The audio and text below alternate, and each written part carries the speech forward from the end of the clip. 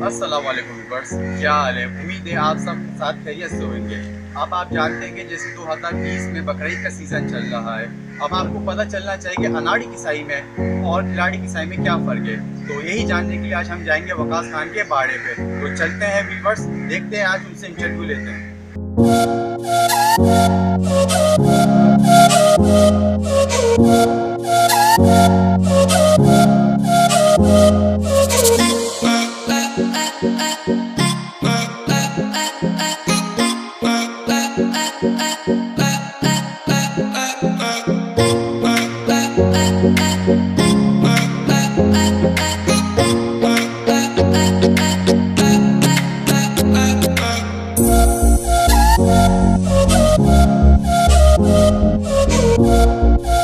आ गए हैं अब्बास के टेलीफोन पे, जहाँ पे वकास हैं। आज वकास खान से मुलाकात करते हैं।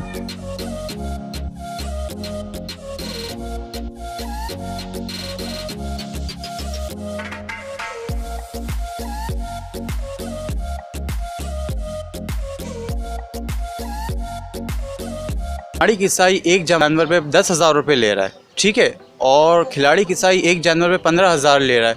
तो ऐसा क्यों है, क्या रीज़न है इसका?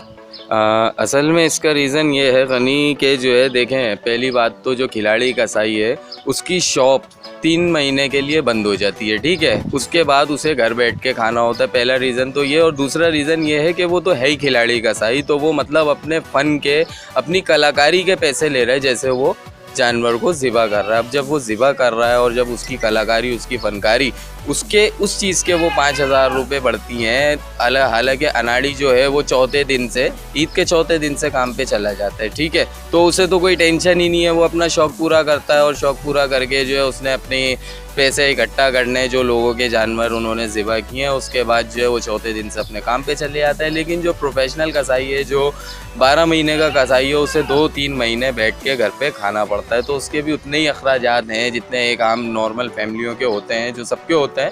तो कहने का मतलब ये है कि जो वो खिलाड़ी कसाई हैं, उनका हिसाब यही होता है कि वो बेचारे इसीलिए अपने फ़नकारी के, और जो है 3 महीने जो घर में बैठना होता है, उन्हें अपना हिसाब निकालना होता है। तो इसकी वजह यह है कि जो 10,000 में अनाड़ी काट रहा है, उसी जानवर के जो खिलाड़ी 15,000 रुपये मांग रहा है, उसको इसी बेस पे मांग रहा है कि जो है ना उसे 3 महीने घर पे बैठना है और उसके अखराजात भी उतने ही हैं। अच्छा, और दूसरी बात यह है कि जो आप लोगों के टूल होते हैं, अब आप लोग एक मास्टर माइंड है माशाल्लाह से, तो आप लोग के टूल हैं और जो वैसे नॉर्मल होते हैं, वे टूल में कोई फ़र्क होता है, डिफरेंस होते हैं इनके टूल्स में? जी, हमारे टूल्स जो हैं, हमारे जो औज़ार हैं, वो एक प्रोफेशनल के हिसाब से हैं, जो हमें रोज़ इस्तेमाल करने होते हैं।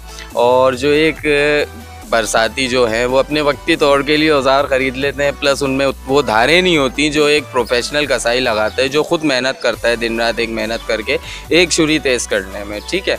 अब अनाड़ी का ये है कि उसने मशीन से धार लगाई, और मशीन की धार जो है मुश्किल एक जानवर पे इस्तेमाल हो सकती है, इसके अलावा वो जानवरों पे नहीं चलती, क्योंकि जानवर की जो खाल है बेसिक, वो उससे चमड़ा बनता है। तो चमड़ा इतनी आसानी से बग़ैर धार की छुरी से नहीं कटता।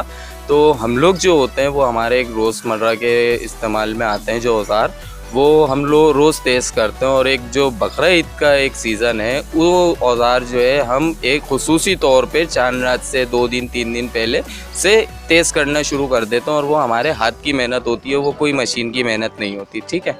ये वजह है इसकी। बकरा ईद आने वाली है, तो आप जो लोग महंगे जानवर ला रहे हैं, आप उनको क्या मैसेज देना चाहते हैं?